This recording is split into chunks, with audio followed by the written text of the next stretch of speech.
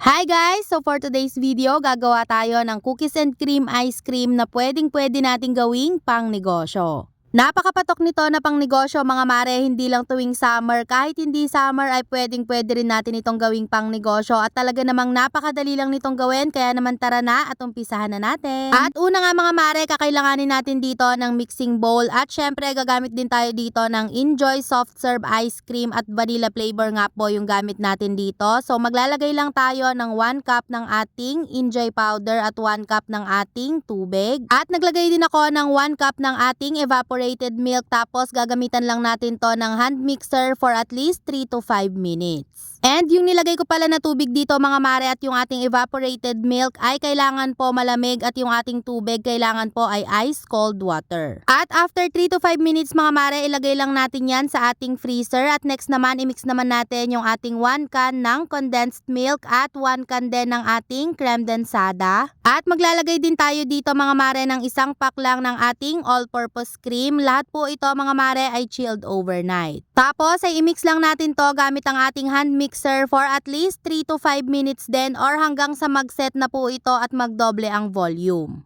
At habang ginagawa natin to mga mare, yung cream natin na isa o yung gawa natin sa ating Enjoy Ice Cream Mix ay nasa freezer naman. And after nyan, kapag nag-set na po yan at nagdoble yung volume, pwede na nating ihalo dito yung ginawa natin kanina na ice cream mixture. At after po nating paghaluin itong dalawa ay imimix lang natin to ng bahagya at gagamitan pa rin po natin ito ng hand mixer para po mapagmix natin ng maayos yung ating dalawang cream. At after po natin itong imix for at least 3 to 5 minutes o kapag nag-well combine na po yung ating mga cream, hahatiin ko lang po ito sa dalawa at yung kalahati lang muna ang gagawin natin na cookies and cream ice cream. At ayan nga mga mare, so okay na yung ganitong texture. So maglalagay na tayo ng ating cookies. Maglalagay lang ako ng 3 pack nitong ating cream o cookies at imix lang natin to ng bahagya. At kapag po okay na at na-mix na natin ito ng maayos, ay pwede na tayong mag-umpisa sa pag-assemble. So gagamit tayo dito mga mare ng ating ice cream cup. Ito po ay 250 ml. At optional lang po ang pagdidrizzle ng chocolate, pero mas gusto ko po kasi na mag-drizzle ng chocolate bago natin ilagay yung ating cookies and cream ice cream para naman po hindi masyadong plain yung ating cookies and cream ice cream. At para naman po sa toppings, maglalagay lang din ako ng crushed na cream o cookies at maglalagay pa rin tayo dito mga mare ng maliliit na cream o cookies o yung ating mga Oreo cookies. And lastly mga mare, maglalagay lang din ako ng konting chocolate dito sa ating toppings para naman mas appetizing tignan at pwede na nating ilagay yung kanyang takip at maglalagay din tayo ng mini spoon at syempre yung ating pangmalakasang sticker. At ayun lang mga mare, ganun lang kadali at meron ka ng cookies and cream ice cream na talaga namang homemade pero napakasarap. Kaya naman kung naghahanap kayo ng pang negosyo recipe na madali lang gawin at kahit nasa bahay lang ay pwedeng-pwede nyong gawin, nako mga mare, pwedeng-pwede nyong gawin itong ating cookies and cream ice cream. At hanggang dito na lang mga mare, sana nagustuhan nyo itong ating pang negosyo recipe for today and thank you so much guys for watching and see you again sa ating mga susunod na pang negosyo recipe. God bless!